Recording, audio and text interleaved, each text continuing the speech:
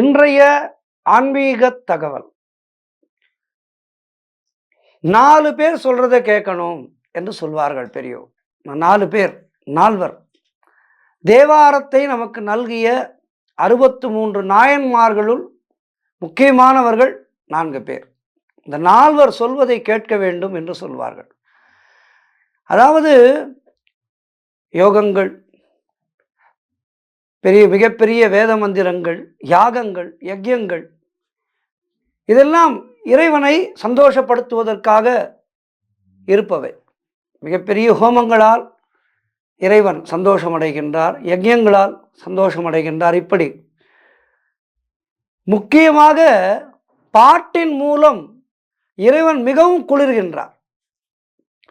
பாடல், அதுவும் சிவபெருமானுக்கு ராவணன் தன்னுடைய சாமகானத்தை வீணையிலே மீட்டி பாடி மிகப்பெரிய வரங்களை எல்லாம் பெற்றான் சிவபெருமானிடம். சிவபெருமான் ராவணன் மேல் அவ்வளவு அன்பு வைத்திருந்தார். நிறைய கேட்ட வரங்களை எல்லாம் கொடுத்தார். நினைத்த மாத்திரத்திலே சிவனை தரிசிக்கின்ற பாக்கியத்தை பெற்றிருந்தான் ராவணன். அப்படி மிக மேல் நிலையிலே இருந்த ராவணன் பிறன்மனை நோக்கி அடுத்தவன் மனைவியின் மேல் ஆசை கொண்டு அதன் காரணமாக அதல பாதாளத்துக்கு சென்று தன்னுடைய நாட்டை இழந்து, தம்பிகளை இழந்து, அனைத்தையும் இழந்து தானும் இறந்து போனான். ஆகவே இதை எதற்காக சொல்கின்றேன் என்றால், சிவபெருமான் பாட்டிலே மகிழ்பவர்.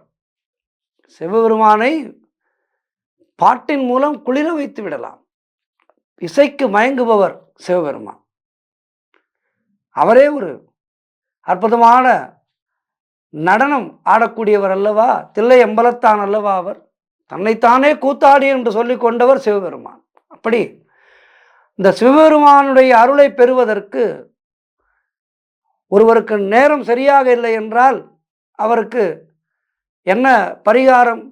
கோளறு பதிகம் படிக்க வேண்டும். கோளறு பதிகம் படித்தால் எப்படிப்பட்ட கெட்ட நேரமும் நல்ல நேரமாக மாறிவிடும் என்று சொல்வார்கள். இப்படி பதிகங்களுக்கெல்லாம் மிக அற்புதமான சக்திகள் உண்டு. பதிகங்களுக்கு அற்புதமான சக்திகள் உண்டு. நாம் மிகவும் பண கட்டத்திலே இருக்கின்றோம் என்று வைத்துக் கொள்ளுங்கள். யாருக்கும் அப்படி ஒரு நிலைமை வர வேண்டாம். ஒரு பேச்சுக்கு சொல்கின்றேன். நமக்கு பணம் தேவையாக இருக்கின்றது. நமக்கு தேவையான பணம் வருவதற்கு ஏதோ தடைகள் இருக்கின்றது. பணம் வருவதற்கென்று ஒரு பதிகம் இருக்கின்றது. இந்த பதிகத்தை பாடினால் பணம் நிச்சயமாக அவரை தேடி வரும். ஏதோ ஒரு வகையிலே உங்கள் கஷ்டம் தீர்வதற்கான வழி பிறந்து பணம் கைக்கு வரும். அது என்ன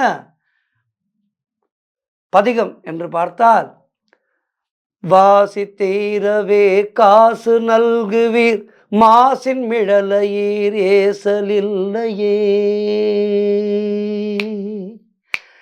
வாசி தீரவே காசு நல்குவீர், மாசின் மிழலையீர் ஏசலில்லையே.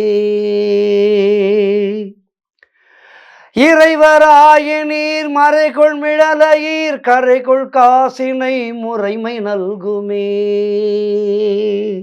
இறைவராயினீர் மறைகொள் மிழலையீர், கரைகொள் காசினை முறைமை நல்குமே.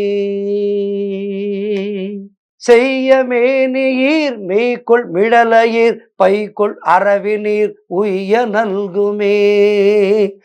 செய்ய மேனியீர் மெய்கொள் மிழலையீர், பைகொள் அரவினீர் உய்ய நல்குமே.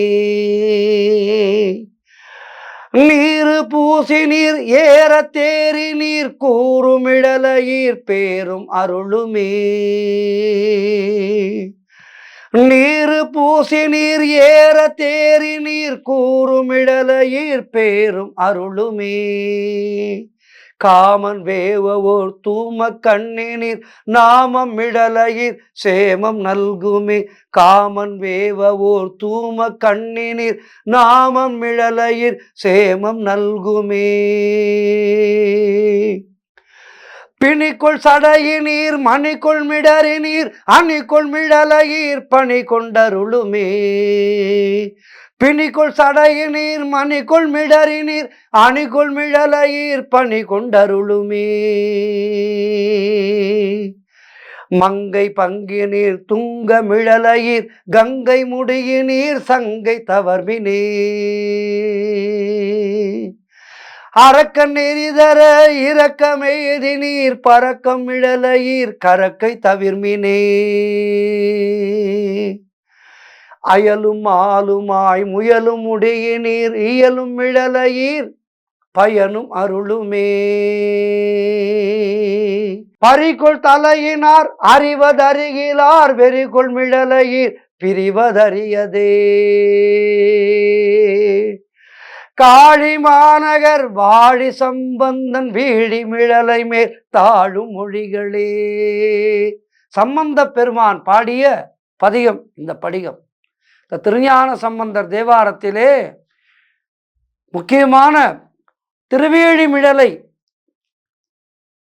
தேவாரம். இந்த தேவாரம் இந்த பதிகத்தை பாடினால் எப்படிப்பட்ட பணக்கட்டமும் தீரும் என்பது ஐதீகம்.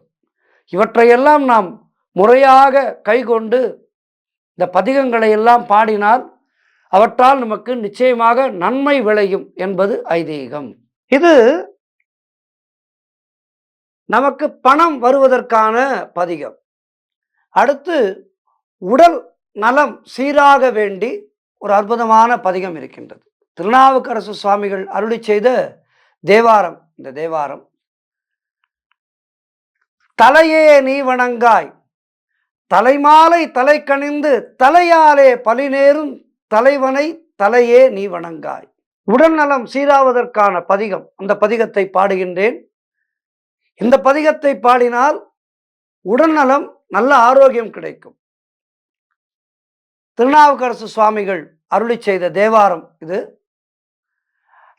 தலையே நீ வணங்காய் தலைமாலை தலை கணிந்து தலையாலே பலி நேரும் தலைவனை தலையே நீ வணங்காய்.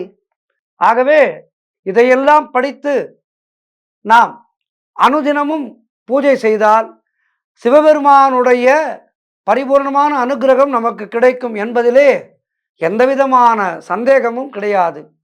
அனுதினமும் பதிகம் படிப்போம். பதிகம் படிக்க படிக்க நம்முடைய தமிழ் அறிவு விரிவடையும்.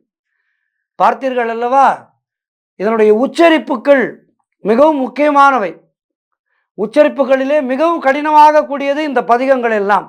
இவற்றையெல்லாம் அனுதினமும் படித்தால் நமக்கு உச்சரிப்பிலே சுத்தம் ஏற்படும்.